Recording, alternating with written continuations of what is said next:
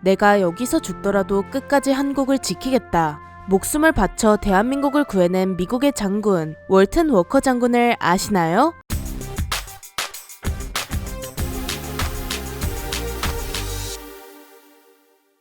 안녕하세요. 지식스토리입니다. 이번에는 대한민국을 위기에서 구한 한 장군에 대해 알아보겠습니다. 1889년 12월 3일 미국 텍사스의 구석에 있는 벨튼이라는 한적한 시골 마을에서 한 아이가 태어났습니다. 바로 오늘의 주인공 월튼 워커였죠. 미국의 시골 동네였던 벨튼에서는 많은 사람이 대학에 진학하지 않았지만 월튼 워커의 부모님은 두 분 모두 대학을 나왔을 만큼 당시 기준으로 지식인이었습니다. 그의 아버지는 지역에서 활동하던 상인이었는데요. 평범한 남성인 것 같지만 사실 그는 과거 남북전쟁에 남부군으로 참전했던 군인이었습니다. 이렇듯 아버지가 전쟁에 참전했던 군인이었고 벨튼이라는 동네도 워낙 보수적인 동네였기 때문에 월튼 워커는 어릴 적부터 말을 타는 방법을 배우고 총으로 동물을 사냥했습니다. 그렇게 시골 마을에서 자고 나란 워커는 자연스럽게 군인이 되는 것이 꿈이었는데요. 훌륭한 장군이 되어 미국을 지키고자 마음먹었습니다.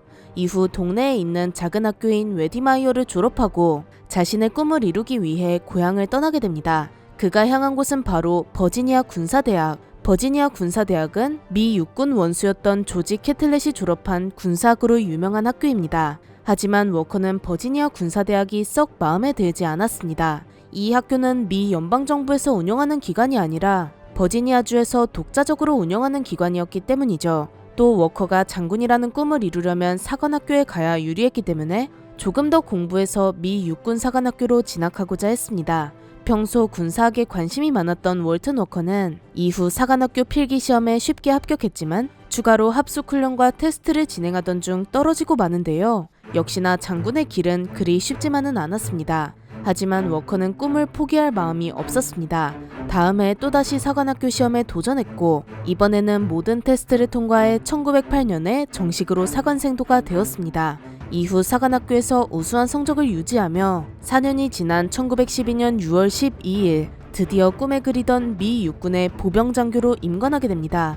그런데 워커가 군인이 되었던 그때는 국제적으로 매우 혼란스러운 시기였습니다.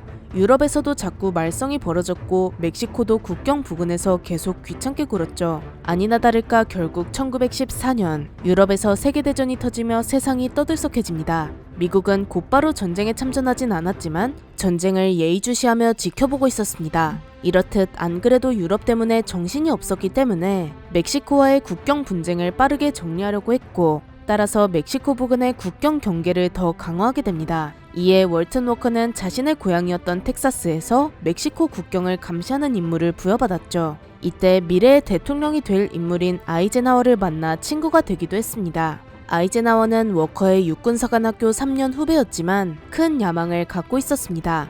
워커는 소신이 분명한 아이젠하워를 지켜보면서 자신도 더 분발해 군인으로서 성공하리라 다짐하게 되죠. 여하튼 워커가 멕시코 국경에 있던 당시 멕시코에서 혁명이 일어났는데요. 이 혁명 이후 탄생한 정권이 독일로부터 무기를 지원받아 미국을 위협할 수도 있었기에 미국은 재빨리 멕시코의 베라크루즈를 점령했습니다.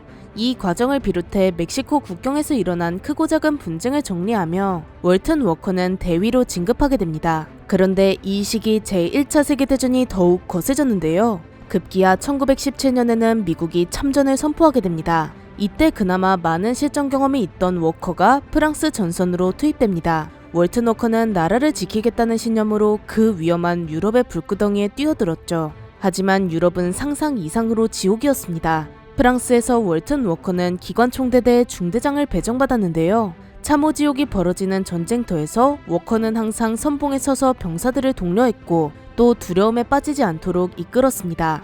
그렇게 워커는 중대장으로서 중대를 지휘하며 각종 전투를 승리로 이끌었습니다. 주변 장교들도 월튼 워커는 매우 용맹한 전사라면서 칭찬을 아끼지 않을 만큼 군인으로서 정말 훌륭한 모습을 보여줬습니다. 월튼 워커는 1차 대전에서 정말 목숨을 바쳐 싸웠다는 의미로 은성 훈장을 2개나 받게 됩니다.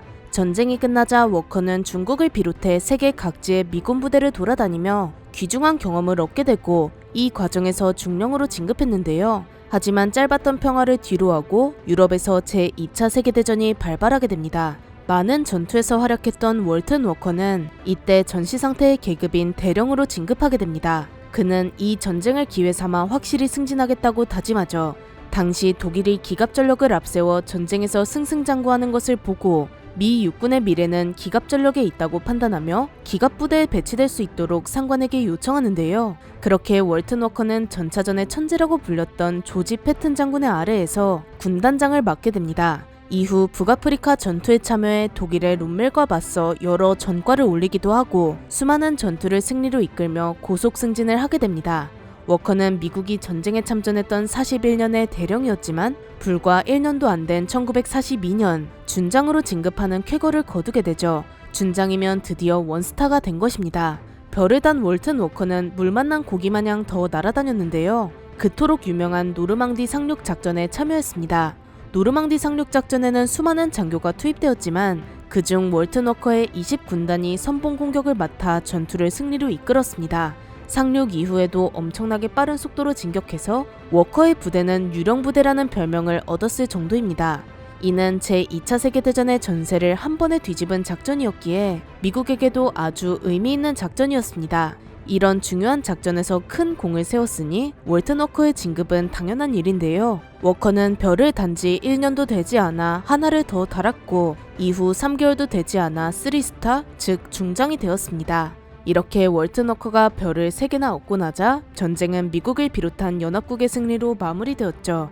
이후 1948년 워커 장군은 일본을 점령한 미 8군에 배치되었는데요. 비록 전쟁은 끝났지만 당시 동아시아의 상황은 참 혼란스러웠습니다. 1948년 8월 15일에는 한반도 남측에 대한민국 정부가 수립했고 한 달이 지나자 북측에는 북한이 생겨났습니다. 또 일본이 사라지고 난 자리에 소련이 들어오면서 동아시아는 금세 살벌해졌죠. 월튼 워커가 있는 이 동아시아는 금방이라도 뭔 일이 터질 것만 같았습니다.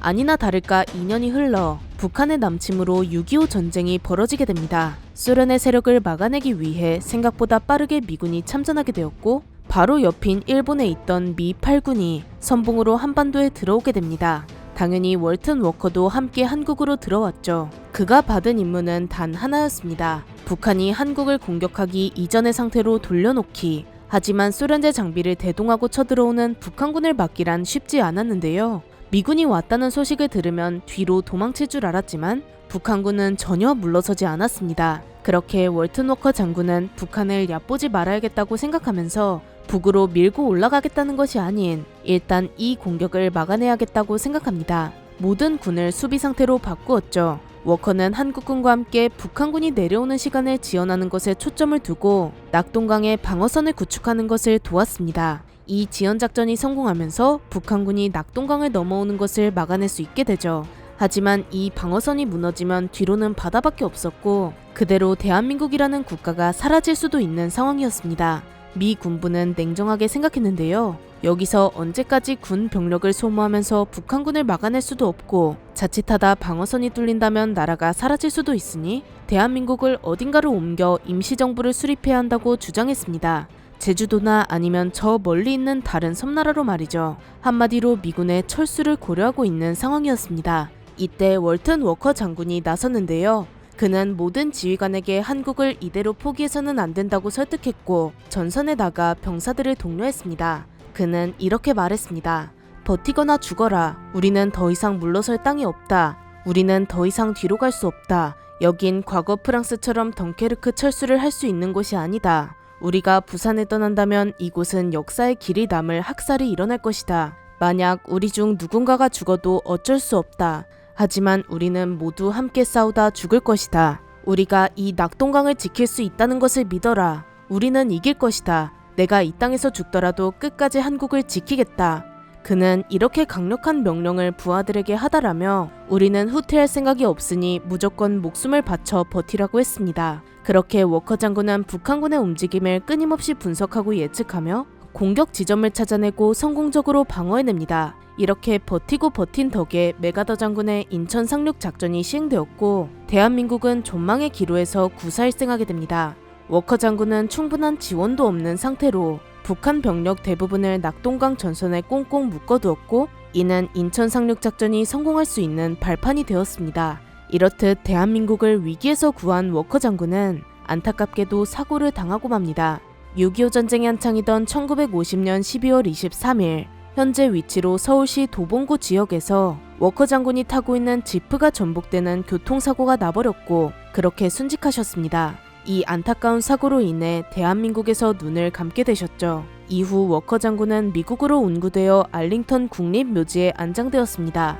현재 워커힐 호텔과 같이 워커라는 이름을 사용하는 많은 건물이 워커 장군을 기리기 위해 우리나라에 지어졌습니다. 메가더 장군에게 가려져 많은 사람들이 모르고 살아가고 있지만 그는 대한민국을 구한 영웅이었습니다. 정말 6.25 전쟁에서 우리나라를 구원하신 분이라고 해도 과언이 아니죠. 이렇게 목숨을 바쳐 대한민국을 구해낸 명장 월튼 워커 장군에 대해 알아보았는데요. 영상이 유익하셨다면 구독과 좋아요 부탁드립니다. 감사합니다. 지식 스토리였습니다.